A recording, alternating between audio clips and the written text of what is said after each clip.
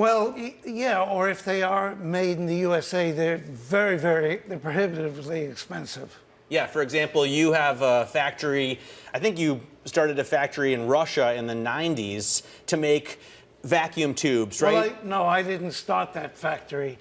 I was buying vacuum tubes from that factory and selling them. But then that factory, and it was a big part of my business, but that factory borrowed money from a Russian bank. They couldn't repay their loan, and they said they had to sell, and they're either going to sell it to me or my competitor.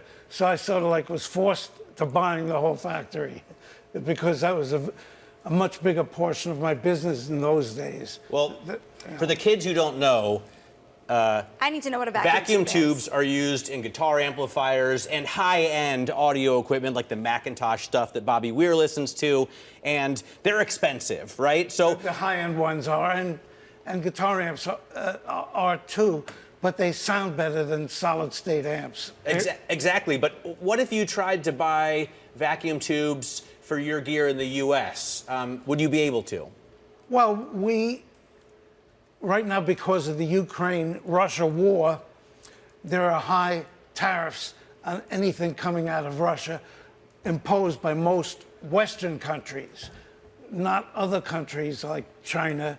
And we do ship from Russia all over the world, including these countries, because the quality of our tubes are so good that they pay that exorbitant extra price where there are tariffs. But hopefully that Ukraine-Russia war is beginning to wind down, come to an end. But I think it's going to take about a year. But can you buy tubes in the U.S.? Does anybody make vacuum tubes here? Well, there is a company in Atlanta that makes vacuum tubes, but they are about 10 or 20 times more expensive than the tubes we make in Russia or some tubes that are made in China.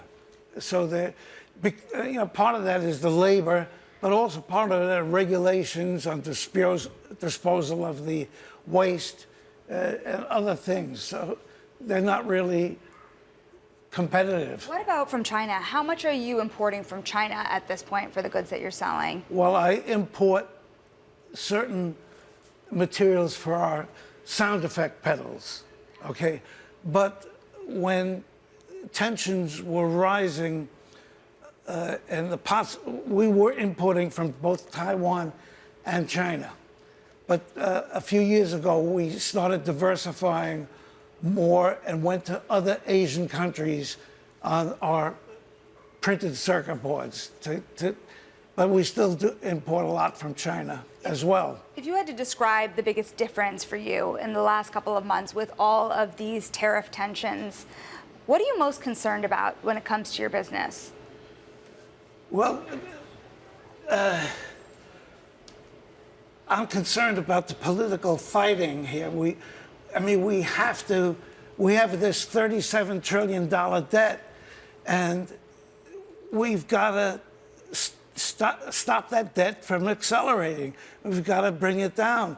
Now, either we could bring it down slowly, but then it's going to take much longer, or we could bring it down faster, make some mistakes, correct those mistakes. But, if not, the United States is going to go bankrupt. I mean, who wants that?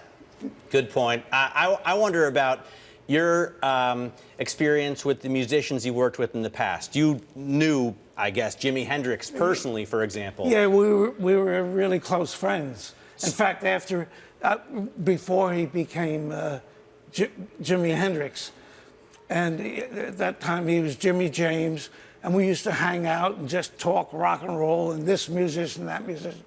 And I gave him some advice. He told me he was at that time playing with a band with the leader at that time was a pimp on the West Side, and he wanted to get out of that. And I went to a gig, and during the break, he sat down with me. He said he wanted to get out and be the headliner. I said, great, well, then you got to sing. He said to me, he says, that's the problem, I can't sing. I said to him, I said, well, look, Jimmy, look at Bob Dylan, Mick Jagger. They don't sing, but they phrase great, and everybody loves them. And he said, Mike, you got a point, and I think that helped him. And later on, when he was a superstar, he'd come back when he, from England and be in the city.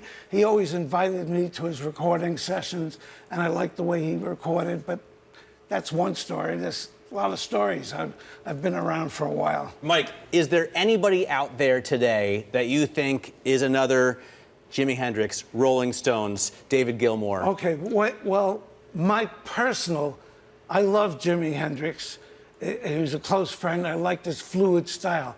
But my favorite guitar player has always been Keith Richards. I just liked his groovy, funky, rhythmic style. And that's my bad, because I used to be a good player years ago.